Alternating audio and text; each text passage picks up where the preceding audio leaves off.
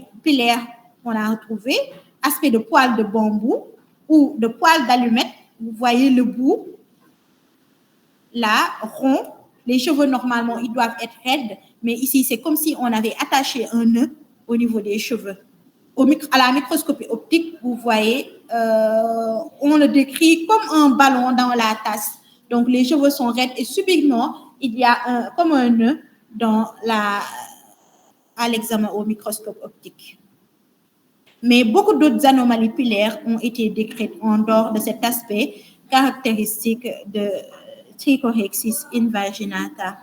Donc, l'histopathologie va montrer des signes d'ictose, hyperkératose, acanthose, hypergranulose et un infiltrat lymphocytaire périvasculaire superficiel. Donc, le syndrome de Netterton étant vraiment une urgence diagnostique et thérapeutique parce que les malades ont un risque de sepsis, parce que c'est associé à un déficit immunitaire, ils ont un risque vital important.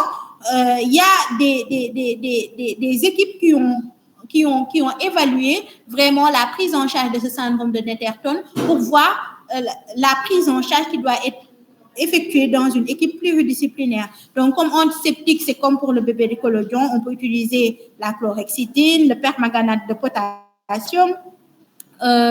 Les émollients et les kératolytiques aussi peuvent être utilisés, tels que l'urée.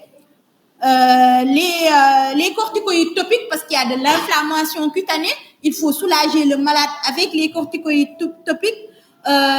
Les dérivés de la calcipotriol, les inhibiteurs de la calcinurine tels que le tacrolimus en topique peuvent être utilisés, mais également les rétinoïdes péros, mais le traitement n'est que suspensif. Enfin, d'autres traitements tels que la photothérapie qui n'existe pas encore au Sénégal ont été évalués, de même que le traitement par les immunoglobulines intraveineuses pour limiter ce risque infectieux important dans le syndrome de Netterton.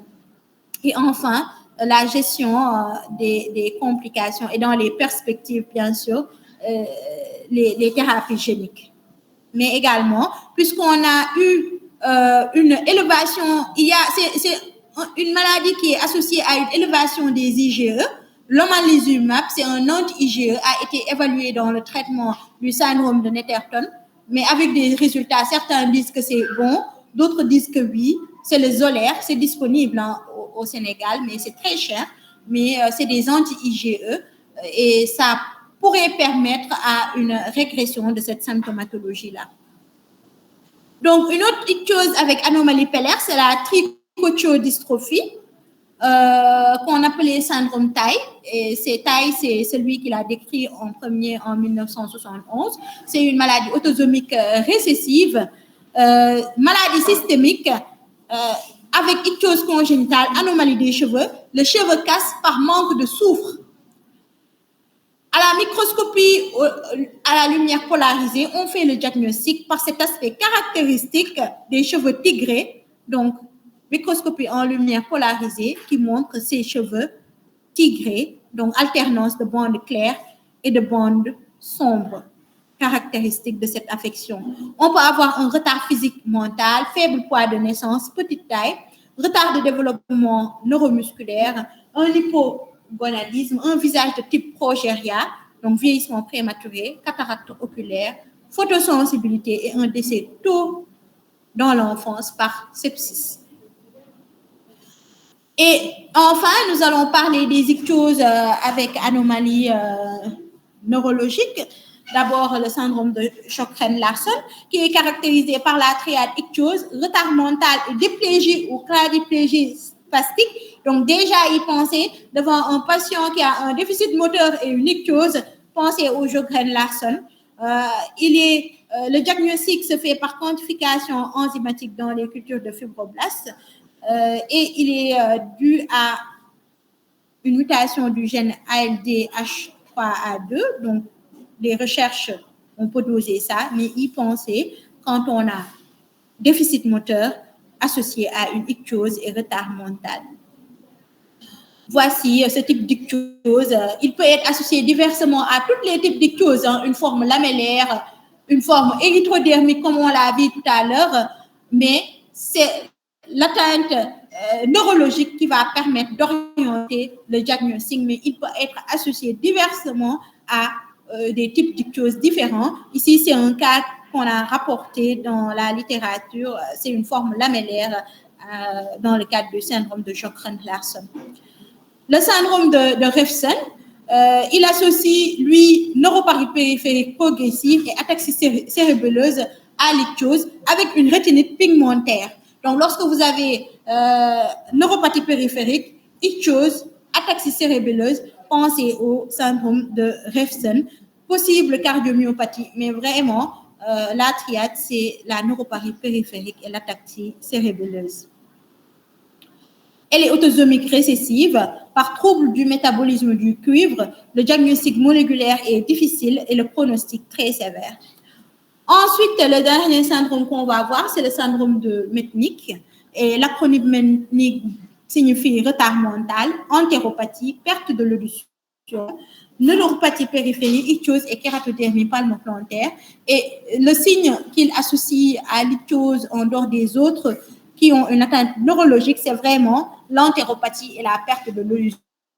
Sinon, tous les signes que les autres ont, ils peuvent l'avoir dans le cadre et associer vraiment diversement à toutes les formes cliniques d'ictyose qu'on a vues, que ce soit lamellaire, érythrodermique, etc. Enfin, quels sont les moyens thérapeutiques et les recommandations? On a vu spécifiquement certaines urgences particulières, comment les gérer. Mais dans le cadre global de cette prise en charge, un patient qui a une peau ictyosiforme, sur le plan des soins dermatologiques, il est recommandé de faire des bains antiseptiques 2 à 3 fois par semaine. À la chlorhexidine, le permanganate de potassium également peut être utilisé. Il faut éviter les produits à base d'iode. Les émollients doivent être appliqués plusieurs fois par jour, idéalement après le bain. On peut utiliser des kératolytiques qui éliminent la desquamation et l'hyperkératose. La lotion au lactate d'ammonium 12% appliquée 2 fois par jour. Il faut éviter l'acide salicylique qui est contre-indiqué chez les enfants de moins de 2 ans. Éviter l'urée avec des pourcentages supérieurs à 10% chez les enfants de moins de 1 an, sauf sur des surfaces limitées et 1 fois par jour. On peut utiliser les corticoïdes topiques dans certaines formes d'ictyose associées à une inflammation telle que l'érythroderme ictyosiforme congénitale pour ses propriétés anti-inflammatoires et antiprolifératives et avec des précautions d'emploi vraiment sur une durée limitée, surface corporelle limitée. La calcipotriol également a un effet antiprolifératif et il favorise la différenciation kératinocytaire. Donc, le syndrome de Netterton. Dans le syndrome de Netterton, plusieurs schémas ont été proposés. Donc, vous pouvez vous conformer à la référence que je vous ai donnée dans les recommandations de la prise en charge du syndrome de Netterton. On peut utiliser, par exemple, le calcipotriol, 0,05% tous les 4 jours. Ça fait moins de 20 grammes par semaine par mètre carré. Ou bien le calcipotriol, également 2 fois par jour pendant 12 semaines, s'est révélé efficace chez des patients qui ont présenté un syndrome de Netterton. Les rétinoïdes oraux, essentiellement l'acitrétine, parfois l'isotrétinoïde si on ne peut pas acheter l'acitrétine parce que dans nos contextes c'est très cher. Différentes concentrations, 0,1 à 0,5 mg par kilo, nécessitent une surveillance hépatique et ophtalmologique parce qu'il y a un risque de kératite.